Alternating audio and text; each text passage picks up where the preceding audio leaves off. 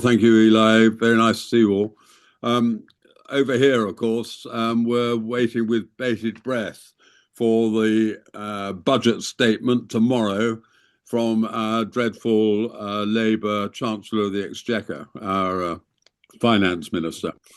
And of course, she'll be setting out her ideas for tax, and spend for the next year. So we're all hunkering down for that. What I want to talk about today is really the whole question of friends and alliances, and with particular reference to India. And I'm conscious of what the general's just highlighted, that you've got this excellent conference coming up on the 11th of December, when you were talking about the Indo-Pacific region. Probably you'll be focusing more on the Pacific bit of that, with all that emphasis on Republic of Korea. And so I think it's timely just to remember India. And there's so much talk about China. For goodness sake, why don't we talk more about India? I mean, India will, by the end of this decade, will be the third largest economic power in the world. India is a country with enormous capabilities, and we need them on side. And at the moment, the West, and I use that term very broadly, the West is confronted by both internal and external challenges. And in this increasingly sort of complex, multipolar world that we're coming into, even the United States, its power is constrained and limited. The United States needs friends. There might be some people in the United States who think, oh, no, we can just all go it alone. We're big enough to sustain ourselves and all the rest of it. Well, when push comes to shove, there's an element of truth in that. But if you want better lives for your people and a more secure world in which you can live and operate, I suggest you need friends and allies. As I found in politics, the sort of loyal, compliant friends you tended to take for granted. And it was the difficult ones that needed to be wooed. But even close friends, I would suggest, can be alienated. So you need to be consistent in your friendships across all activities. You can't just pick and choose and say, oh, we'll be friendly on the military front, but not perhaps on the economic front. And I would suggest that alliances are based on shared interests and objectives, strong mutual trust, and good communication. And I can't help thinking at the moment, in the West, we're not terribly good at many of those aspects. Now, just turning to India. India then has come of age.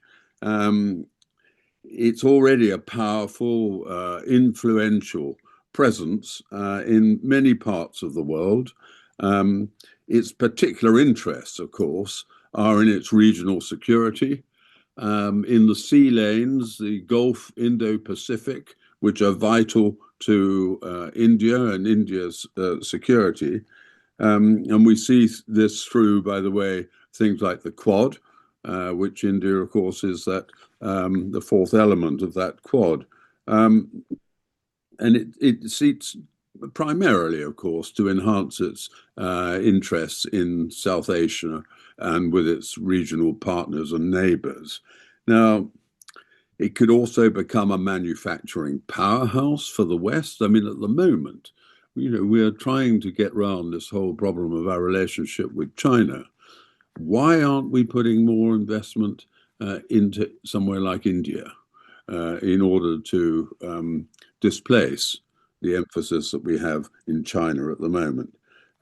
If we just take the military field, for example, I mean, India now has a very vibrant, effective defense industry.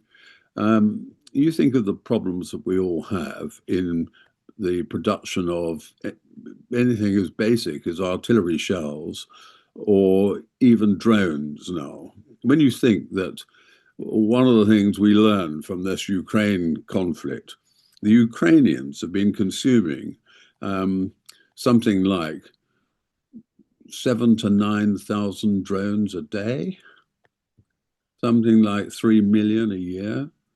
Now, Russia has turned its economy into a war economy. That hasn't happened in the West. I'm not suggesting we should go fully in that direction. My goodness, we need to do a lot more. But if we look at somewhere like India, with its capacity and its potential for mass production, how they could help us in the mass production of things like drones. So that's another area we need to be seriously thinking about. And India is a very important bridge between, I don't particularly like these terms, but what are now termed the global north and the global south. But India is very influential in the global south and can be very important from that point of view. And of course, from India's standpoint, they look at potential friends and allies, and they want to see what can they actually bring to the table. Well, there's no doubt in the case of the United States what they bring to the table. I think some others, United Kingdom and that, we've got things to bring to the table as well, militarily. But India will be looking out at the world in that respect. And of course, a problem that people have with India is it has this policy of strategic autonomy. And of course, it seems to want to be friends with everybody. And in particular, we're very hesitant about the relationship that India has with Russia, the sort of military relationship. By the way, it has an enormous economic relationship with China and enormous economic relationship, as we know, with Russia, which is particularly related to its oil imports. So really what I'm suggesting is that India, which historically really was very closely allied with the West, is potentially the most vital ally of the West today.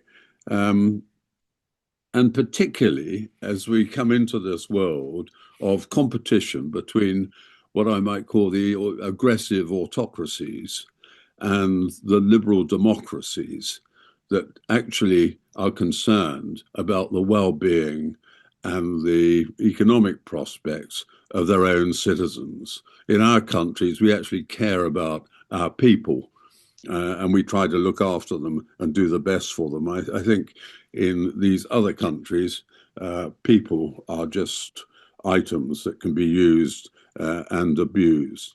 Now, specifically, of course, we're now in this age of tariffs. And of course, India has been hit very strongly by President Trump's tariffs. And that's already had an impact on exports to the United States. Well, that could be part of the objective from the US point of view. So it's disrupted trade. It's encouraged India to diversify its economic partners and its trading partners. And if we don't look out, that will mean increasing its relationship with countries like China. But above all, I think this sort of broad application of these tariffs has destroyed trust. And as I've said earlier, trust is one of the vital ingredients of a strong alliance. And if you're going to trust people, you've got to be consistent and you've got to be reliable. And I think someone like Geoffrey, yep. Go ahead. Just finish the thought, but I had a question for you. Yeah. Okay. I was just going to say that I'm just going to end really on the note that President Trump and Prime Minister Narendra Modi were supposed to have this very close personal relationship. And I'm not sure what impact this latest bout of tariffs and that with India is going to have on that. So really my point is India is important. We need to be a little bit more refined in the way that we deal with a country like India. We want them on side.